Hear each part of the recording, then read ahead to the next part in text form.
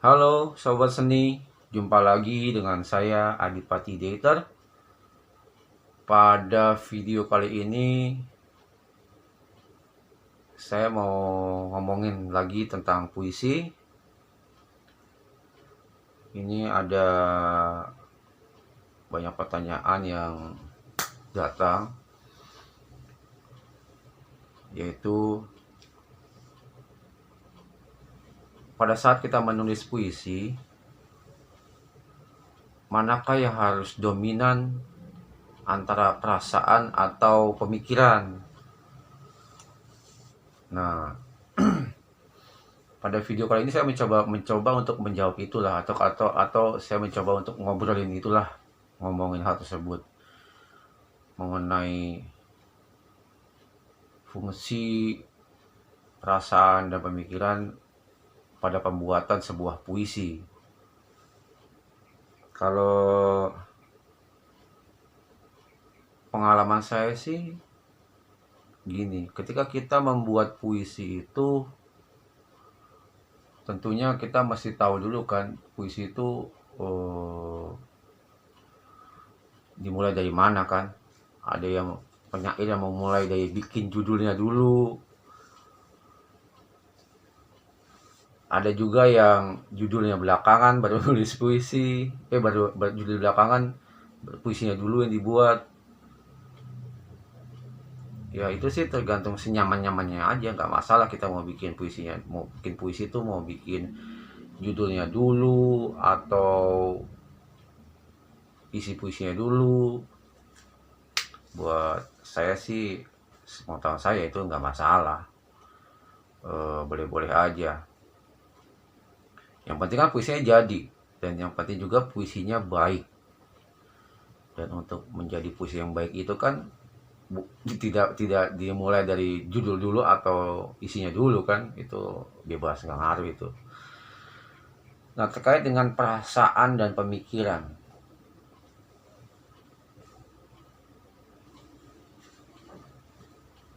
Pak pembuat atau penyair pemula biasanya itu umumnya ya, ini sering terjadi sih, penyair pemula itu umumnya menulis puisi itu biasanya masih sangat telanjang. Telanjang artinya ketika dia membicarakan sesuatu itu ya benar plek-plek begitu, tidak menggunakan perangkat puisi seperti majas, metafor dan lain sebagainya.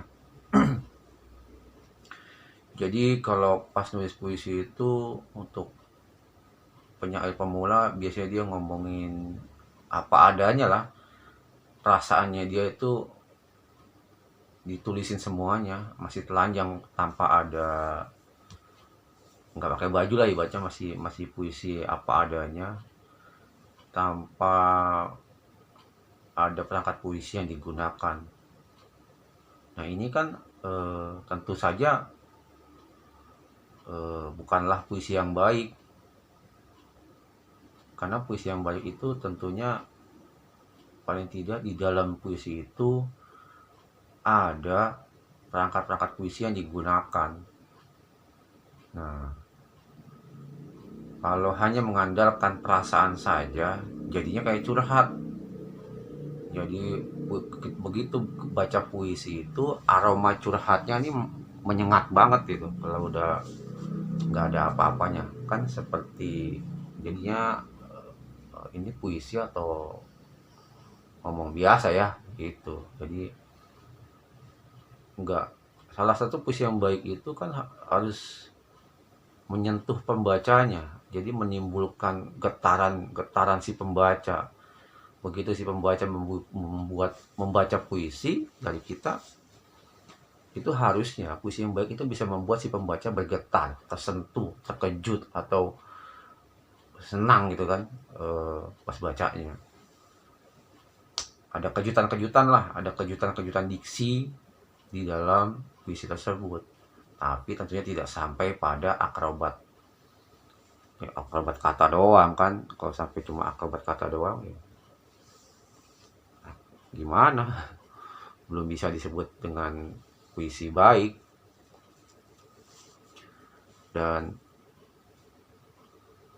apa sih sebenarnya fungsi pemikiran itu dalam sebuah puisi?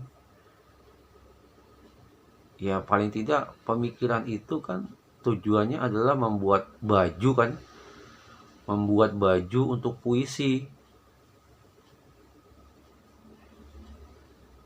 biar nggak telanjang, dan memasukkan perangkat-perangkatnya yang pas. Karena kan perangkat puisi itu kan banyak ya,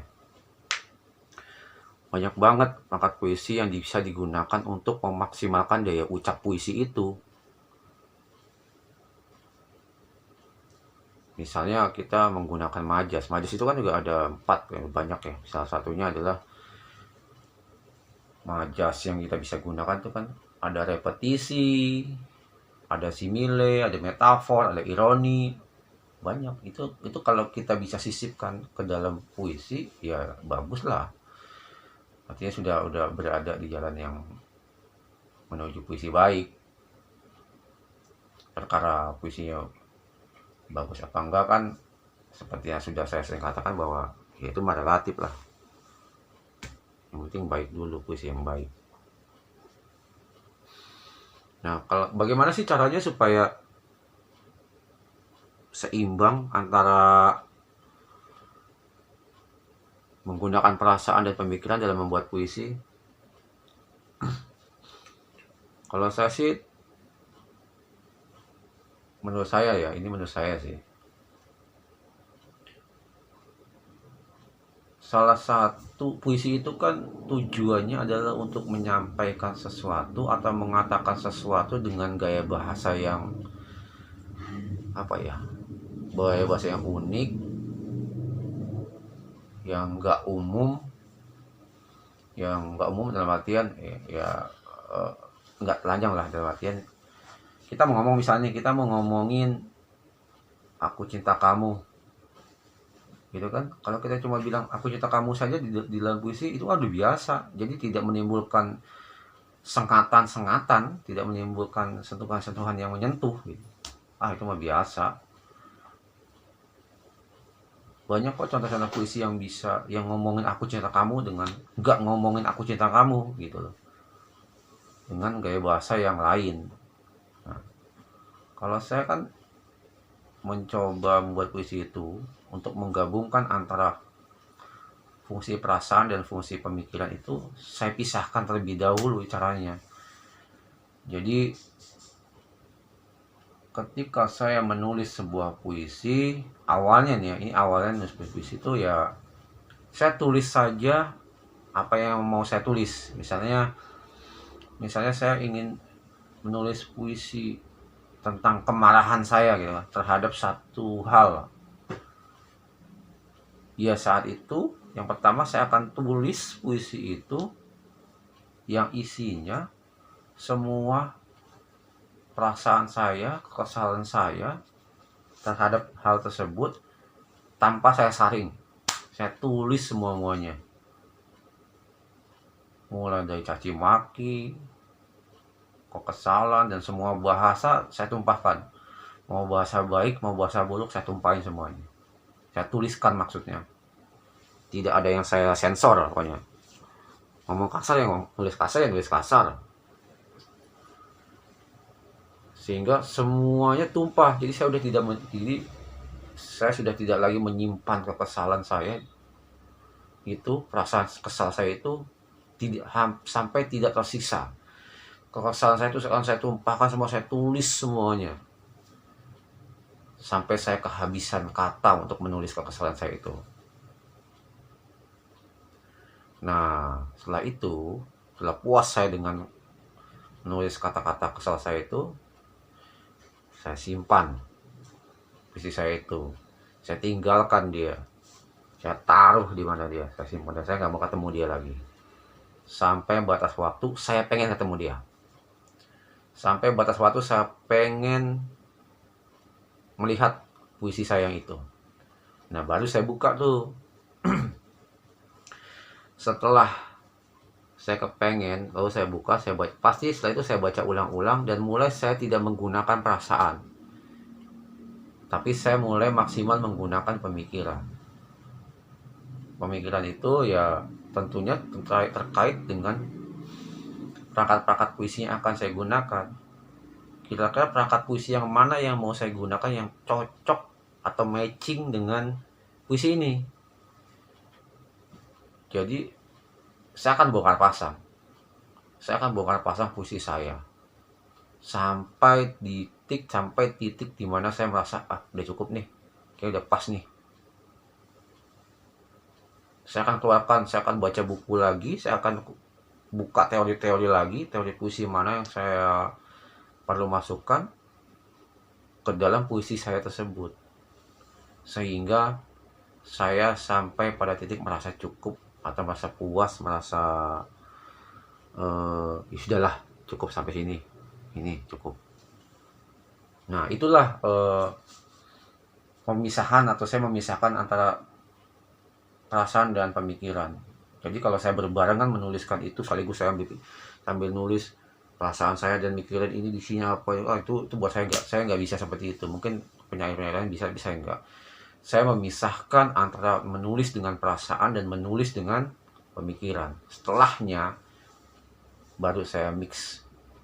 Finishingnya saya akan mix itu semua untuk memperbaiki tampilan daripada puisi saya tersebut, sampai saya puas, sampai saya senang, sampai saya bergembira dengan hal tersebut.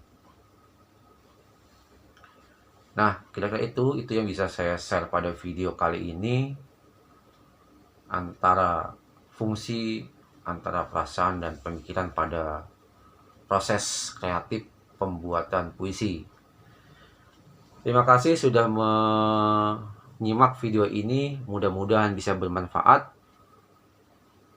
Jangan lupa untuk menekan tombol subscribe-nya dan menyalakan loncengnya untuk mendapatkan video-video saya selanjutnya.